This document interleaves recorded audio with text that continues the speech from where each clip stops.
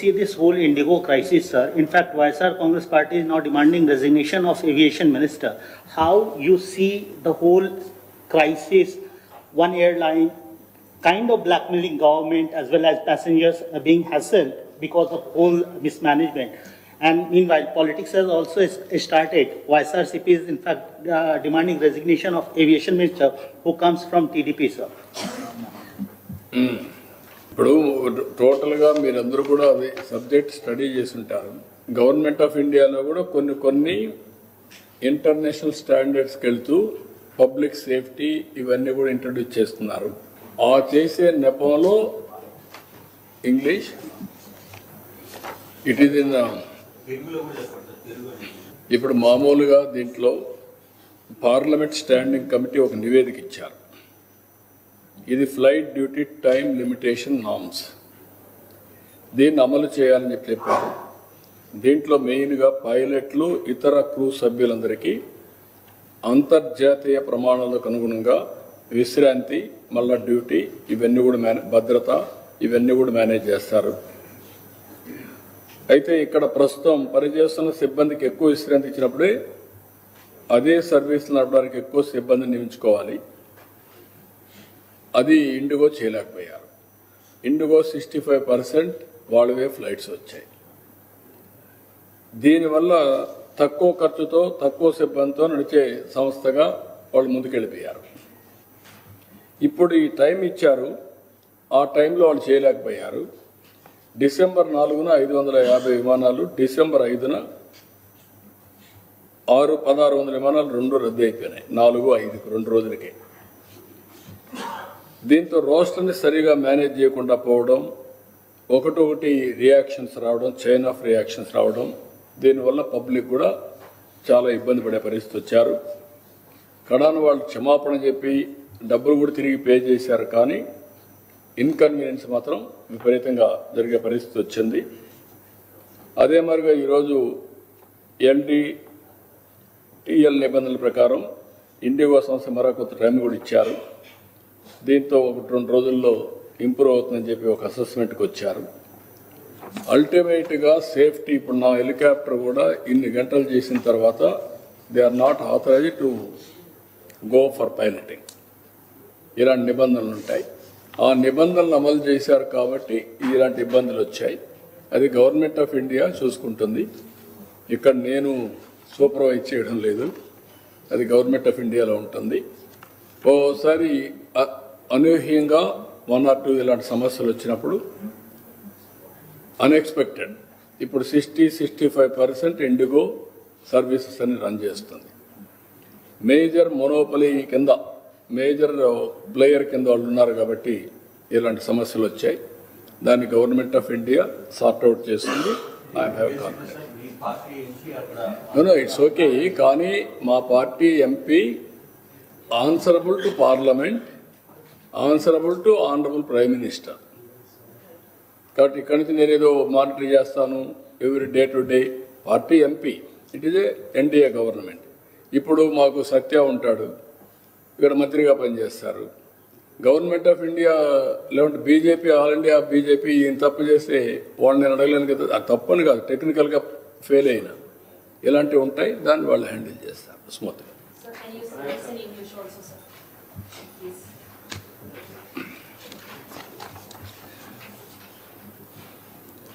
Parliament Standing Committee has given a report, FDTL report, Flight Duty Time Limitation Norms. On the basis of that, what is the work pilots can do, and also related crews, everybody, how they are going to operate in flight journey. Always there are some norms. Pilot cannot exceed number of hours on duty. They need some sufficient rest, or otherwise there will be a problem. But only Indigo has managed all these years low budget airline, and also they won't recruit people. Because of these norms, they have to implement it All of a sudden, December 4, 550 flights. December 5th, 600 flights have been cancelled. Huge inconvenience for the people, passengers, because non-managing the rostrum. That is where they have committed a mistake. All these things has caused so much of disturbances. Today, again, Government of India has given some relief. That is LD, TL Nibandhalni, they have simplified or they have given some more time, everything. Now normalcy, people are expecting that the Government of India will review. Issue is here, 60 to 65% are run by Indigo, single largest agency. They are doing, operator they are doing. Because of this, Government of India also is very firm. They ordered immediately they have to pay back all the money. They have paid, it seems. Now Government of India will regulate everything. So how do you see the politics that is playing behind this, sir? Because they say... So there is no head and tail for that party. They will do all these things. They want something sensational. They will blame. They will throw mud on us. They want to escape what they have committed all crimes. That's why they are talking. But it is in Government of India.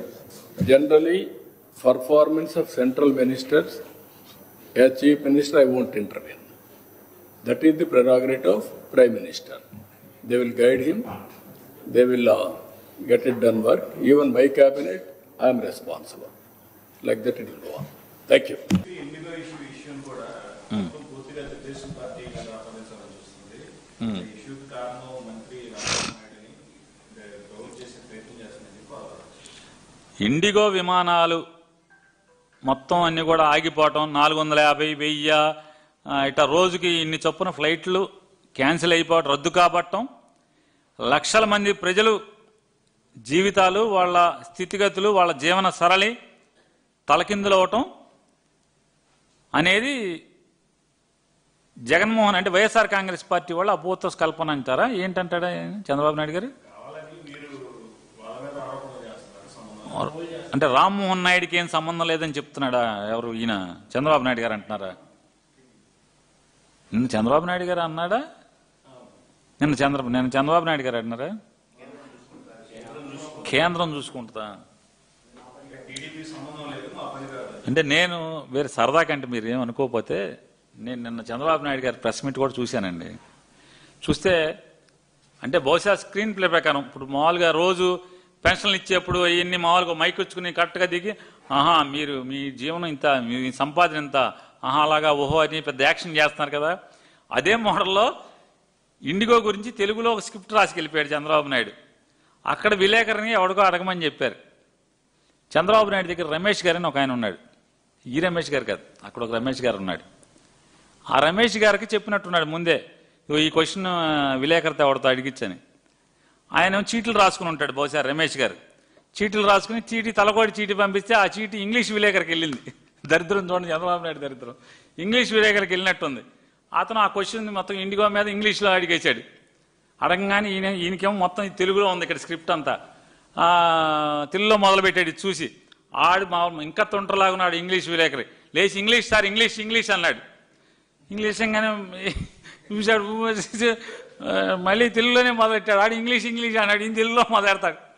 చివరికి central government will take look after, I will take after అని మూసేశాడు. ఇన్ని తిప్పలేందుకు చంద్రబాబు నాయుడు గారు? సూటిగా నేను తెలుగులో అడుగుతున్నా, నేను English విలేకరులాగా మీ రమేష్ చీటీ మారిపోయినట్టుగా చీటీ మారకుండా నేను స్ట్రైట్ అవే తెలుగులో అడుగుతున్నా. నారా చంద్రబాబు నాయుడు గారు ఒకటి మాట్లాడండి. మీరు ఈరుడు, సూర్యుడు, ఇంద్రుడు, చంద్రుడు అని రామ్మోహన్ నాయుడిని సెంట్రల్ మినిస్టర్ కేంద్ర మంత్రి చేశారు కదా మీరు. ఏది ఆయన విమానయాన శాఖ, పౌర విమానయాన శాఖ మంత్రి చేశారు ఆయన్ని. మొత్తం తెలుగులోనే అడుగుతున్నా. నాకు ఇంగ్లీష్ రాదు, మీకు లాగానే పొట్టకొస్తే తెలుగు రాదు. తెలుగు తప్పితే ఇంగ్లీష్ రాదు నాకు కూడా. మన ఇద్దరం సేమ్ టు సేమ్ మన ఇద్దరం. ఏదో అంటాడు, ఏదో సినిమాలో మీ వాడు ఉప ముఖ్యమంత్రి అంటాడు కదా, గీసుకుంటుంది గడ్డం వేసుకుందని. మీరు మేకప్ వేసుకుంటారు, నేను మేకప్ వేసుకుని అంతే. ఇద్దరం సేమ్ టు సేమ్. ఇద్దరికి పట్టుకొచ్చి అక్షరం ఇంగ్లీష్ ముక్క రాదు ఇద్దరికి. మన ఇద్దరికి తెలుగులోనే మాట్లాడుతున్నా, తెలుగులో అడుగుతా. 2024లో మీ యొక్క అబ్బాయి అంటే మీ నామినీ, మీ అబ్బాయి ఆ అబ్బాయి ఏరా అనుకుంటారు, అతను మీరు కేంద్ర మంత్రి చేశారు. అతను రామ్మోహన్ నాయుడు మినిస్టర్ అయ్యేప్పటికీ కేంద్ర ప్రభుత్వం, మీ కూటమి ప్రభుత్వమే ఒక సర్క్యులర్ రిలీజ్ చేసింది, ఒక గైడ్ లైన్స్ ఇచ్చింది. ఏమని ఇచ్చింది? పైలట్లకి రెస్ట్ కావాలి. ఎందుకు? అది కూడా ఎందుకని? విమాన ప్రమాదాలను నివారించడం కోసం పైలట్లకి రెస్ట్ కావాలి, పని గంటలు తక్కువ ఉండాలి, రెస్ట్ ఎక్కువ ఉండాలి అని చెప్పి నిబంధనలు, కఠినతరమైనటువంటి నిబంధనలన్నింటినీ కూడా పొందుపరిచి 2024లో కేంద్ర ప్రభుత్వం, అది కూడా మీ రామ్మోహన్ నాయుడు శాఖే జారీ చేసింది. ఏం చేయాలి రామ్మోహన్ నాయుడు? పెళ్ళిళ్ళు డ్యాన్సులు చేస్తారు, రీల్స్ చేసుకుంటారా? ఏం చేసుకుంటారు? మన పంచాయతీల్లో తరగతి గదులు శంకుస్థాపన, లేకపోతే సిమెంట్ రోడ్డు శంకుస్థాపన, వెళ్ళి ఊకదంపుడు ఉపన్యాసం, జగన్మోహన్ రెడ్డి గారు పోర్టు కడితేనేమో చంద్రబాబు నాయుడు గారు కట్టాడు పోర్టు అని, ఇట్లాంటి తప్పుడు మాటలు ఈటికా? ఏం చేయాలి? కేంద్ర ప్రభుత్వంలో అసలు ఎన్ని సంస్థలు ఉన్నాయి? ప్రైవేట్ విమానయాన సంస్థలు ఎన్ని ఉన్నాయి? వాళ్ళందరూ కూడా వాళ్ళకున్నటువంటి ట్రాఫిక్కి సరిపడా పైలట్లని రిక్రూట్ చేసుకుంటున్నారా లేదా? అలాగే స్టాఫ్ని లోపల వాళ్ళని క్యాప్టెన్లని అంటారు, స్టివర్డ్స్ అంటారు కదా, వాళ్ళనికంటే దాదాపుగా నాకు ఎవరో పైలట్ చెప్తున్నాడు, 10 సీట్లు మించి దాటి 11వ సీటు ఉన్నా కూడా పైలట్లే కాదు, లోపల సర్వ్ చేసేటువంటి స్టాఫ్ కూడా ట్రైన్ అవ్వాలి, ఎగ్జామ్ పాస్ అయి ఉండాలి. వాళ్ళకు కూడా ఈ రెస్ట్ పీరియడు, ఈ ఎంత టైం డ్యూటీ చేశారన్నవి కూడా గైడ్ లైన్స్ వర్తిస్తాయని చెప్తున్నాడు. కేవలం పైలట్లకే కాదు, దాంట్లో పనిచేసి మంచినీళ్ళు సర్వ్ చేసేవాళ్ళు, లేకపోతే సేఫ్టీ ప్రికాషన్స్ చెప్పేవాళ్ళు, గైడ్ చేసేవాళ్ళు స్టాఫ్ ఉంటారు కదా, వాళ్ళు కూడా కంపల్సరీ గైడ్ లైన్స్, ఈ safety guide lines, rest period compulsory వాళ్ళకు కూడా కావాలని చెప్తున్నారు. మరి అవన్నీ కూడా స్టాఫ్ రిక్రూట్మెంట్ జరుగుతుందా, జరగట్లేదా? జరగకపోతే ఏం చేయాలి? ఇంకొక విచ్చలవిడితనం కూడా మీరు పట్టించుకోండి చంద్రబాబు నాయుడు గారు. మీరు వెనకేసుకొస్తున్నటువంటి మీ రామ్మోహన్ నాయుడు పరిపాలనలో ఇండిగో గడచిన 18 మాసాలుగా ఫ్లైట్లు పెంచింది, రూట్లు పెంచింది, అంటే వాళ్ళు ఎగిరేటువంటి రూట్లు పెంచింది, డెస్టినేషన్స్ పెంచింది, వాళ్ళు చేరుకునేటువంటి డెస్టినేషన్స్ పెంచింది, ఆక్యుపెన్సీ రేషియో పెంచుకుంది. కానీ ఫ్లైట్లు పెంచుకోవటం లేదనేది మీ ఓడు ఎందుకు రివ్యూ చేయలేదు? పర్మిషన్ ఎందుకు ఇచ్చారు? ఎప్పటికప్పుడు టైం టు టైం పర్మిషన్, అంటే కొత్తగా రూట్లు అడుగుతున్నాడు ఏంటి? పాత రూట్లకు సరిపడా రిక్రూట్మెంట్ చేశాడా, చేయలేదా? ఎందుకని మీరు పట్టించుకోలేదు? మీ ఓడి పట్టించుకోలేదని అంటున్నా. వెంటనే ఆపాలి కదా, కొత్త రూట్లు ఇవ్వకూడదు కదా. కొత్త రూట్లు ఇచ్చేస్తారు, వాళ్ళు ట్రావెల్ ఇది పెంచేస్తారు, మైలేజ్ పెంచేస్తారు, ఆక్యుపెన్సీ రేషియో పెంచేస్తారు, అన్నిటికీ పర్మిషన్ ఇస్తారు. కానీ స్టాఫ్ రిక్రూట్ చేసుకున్నాడో లేడని మాత్రం చూడరా? ఎందుకని చూడలేదు? ఎందుకు మీ వాడు మొహాట పడ్డాడు? మీ కేంద్ర మంత్రి, మీ తెలుగుదేశం పార్టీ ఎంపీ కేంద్ర మంత్రిగా ఉండి ఎందుకని మొహాట పడ్డాడు? ఏం లాలూచి ఏంటి అని అడుగుతున్నాను. ఎందుకు రివ్యూ చేయలేదు?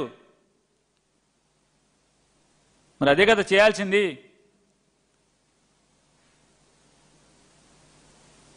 అది ప్రజలు తప్పు పడితే వైఎస్ఆర్ కాంగ్రెస్ పార్టీ మీద పడి ఆడవటం. ఏ ఒక్కరోజన్నా రివ్యూ చేశారా అని అడుగుతున్నా. రివ్యూ చేయకపోగా ఇంకా ఆయన మాట్లాడతాడు. ఇంకా 5-6 నిన్న పార్లమెంట్లో చెప్తున్నాడు, 5-6 విమానయాన సంస్థలకు ఇంకా అవకాశం ఉందని చెప్పని ఇప్పుడు చెప్తున్నాడు. అంటే ఈ దేశ ప్రతిష్ట ఏమైంది? మీ మంత్రి వల్ల, మీ తెలుగుదేశం పార్టీ ఎంపీగా మీరు మీకు వచ్చిన వాటాలో మంత్రిగా పెడితే రాష్ట్రం పరువే కాదు, ఈ దేశం పరువు ఏమైందని అడుగుతున్నాను. దేశం పరువు పోయింది కదా. జనం స్థితిగతులు చివరికి చనిపోయిన మనిషి శవాన్ని కూడా చివరి కోరిక మేరకు తీసుకొచ్చి కన్నం దహనం చేయలేని పరిస్థితులు ఉంటే ఎంత భావోద్వేగాలతో ప్రజలు అల్లాడుతున్నారు. లక్షల మంది ఏం చెప్తున్నారు, మీరు మెల్లగా సర్దుకుంటుందని చెప్తున్నారు.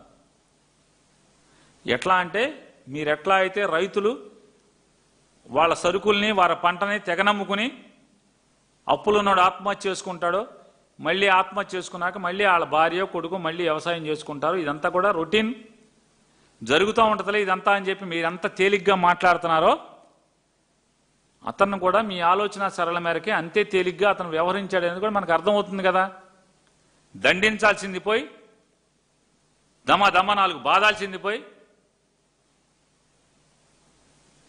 తెలుగుదేశం పార్టీ పొరువే కాదు, ఈ రాష్ట్రం పొరువే కాదు, తెలుగు వాళ్ళ పొరువే కాదు, దేశం పొరుగు పోయింది కదా. మరి ఇవన్నీ ముందు జాగ్రత్తలు 18 నెలల నుంచి ఏం చేస్తున్నాడు ఆయన చేయించుకోకుండా? రివ్యూలు చేయాలి కదా. మరి పర్మిషన్లు ఇవ్వకూడదు కదా. నేను అడుగుతున్నాను, కొత్తగా రూట్లు ఎందుకు ఇచ్చారు ఇండిగోకి? కొత్తగా ఆక్యుపెన్సీ రేట్లు పెరిగేట్టు భారతదేశంలో దాదాపుగా 65% ఆక్యుపై చేసేట్టుగా, 65% విమానయానాన్ని ఆక్యుపై చేసేట్టుగా ఈ 18 మాసాల్లో ఎందుకు పెరగనిచ్చారని అడుగుతున్నాను. ప్రతిసారి మీ ఉద్యోగం ఏంటి మంత్రిగా? అదే కదా. అంటే ప్రశ్నిస్తే బురదేస్తారా చంద్రబాబు నాయుడు గారు? ఈ రాష్ట్రంలో అంటే వైఎస్ఆర్ కాంగ్రెస్ పార్టీ ఓడి ఎవడన్నా సానుభూతి పరుడు ఉంటే అది రాష్ట్ర ప్రజలు కాదా అని అడుగుతున్నాను.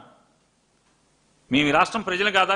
మేము ఈ దేశంలో పౌరులం కాదా? మేము తప్పు జరిగితే ప్రభుత్వంలో పనిచేస్తున్నాడు, ప్రమాణం చేసినాడు, బాధ్యత మరిచి లాలూచీ పడి తప్పుడు పనులు చేస్తే ప్రశ్నిస్తామా ప్రశ్నించమా?